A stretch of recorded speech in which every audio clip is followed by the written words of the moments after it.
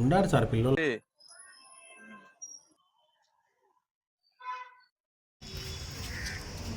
మీకు ఈ బిల్డింగ్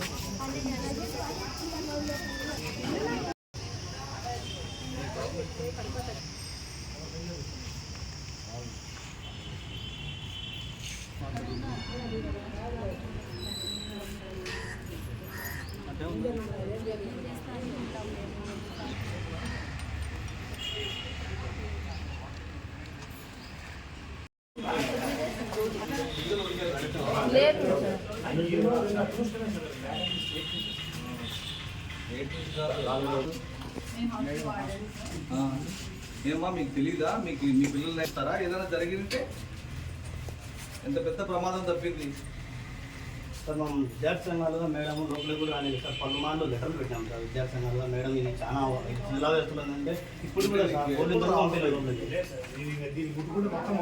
కాదు మేడం, మేము మీ పర్యవేక్షణలో వస్తున్నామని చెప్పినా కూడా పంపించలేదు సార్ విద్యార్థి సంఘాలు.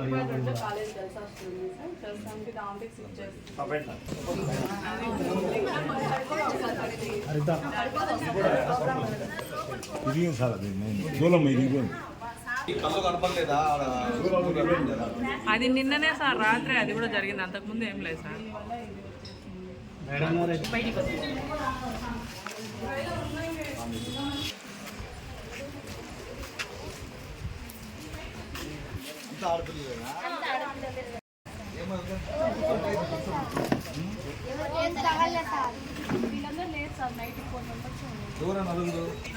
నిన్నటి దినం దాదాపు రాత్రి 10:30 గంటల సమయంలో ప్రభుత్వ గర్ల్స్ హాస్టల్లో, బీసీ వెల్ఫేర్ హాస్టల్లో ఒక శిథిలావస్థలో ఉన్న ఒక గది కూలిపోవడం జరిగింది.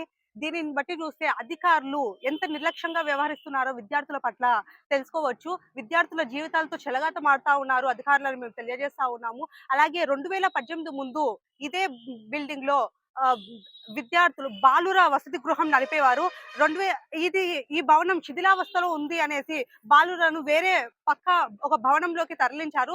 దాని తర్వాత బాలికలను మళ్ళీ ఇదే భవనంలోకి, శిథిలావస్థలో ఉందని తెలిసినా కూడా మళ్ళీ బాలికలను ఇదే భవనంలోకి తరలించాలని మేము ఖండిస్తా ఉన్నాము. అంటే బాలికల ఆరోగ్యం పట్ల మీకు ఎంత మాత్రము చర్యలు తీసుకోవాలని మేము ప్రశ్నిస్తా ఉన్నాము.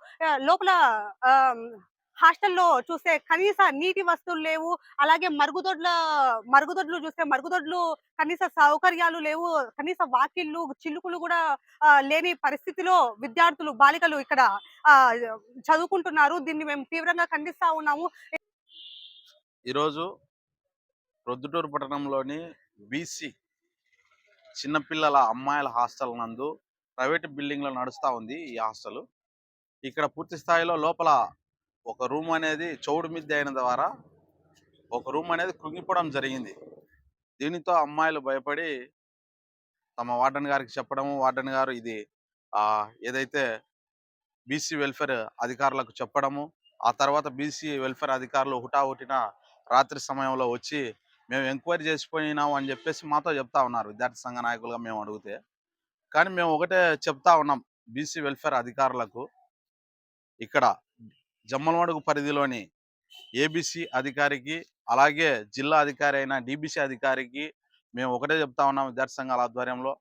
గతంలో మేము అనేక ఉద్యమాలు చేశాం. ఇక్కడ బీసీ ప్రభుత్వ బాలుర వసతి గృహం ఉంటే ఇది చౌడు మిద్దెలో ఉందయ్యా, ఇది ఎప్పటికైనా ప్రమాదకరమే, దీని నుండి వెసులుబాటు కల్పించి పక్కా బిల్డింగ్ కానీ లేదంటే కనుక విద్యార్థులకు దగ్గరైన ప్రాంతంలో ఒక హాస్టల్ వసతి అనేది ఏర్పాటు చేయండి అని చెప్పేసి మేము గతంలో కూడా చెప్పాము. కలెక్టర్ గారు తమ పరిధిలోకి తీసుకొని బిల్డింగ్ను ఏర్పాటు చేయాలని చెప్పేసి, అలాగే ఏదైతే ఇక్కడ ఉన్నతాధికారులుగా పోలీసు వారు కూడా వచ్చి ఉన్నారు, వారికి కూడా మేము ఒకటే చెప్తా ఉన్నాము విద్యార్థి సంఘాల ఆధ్వర్యంలో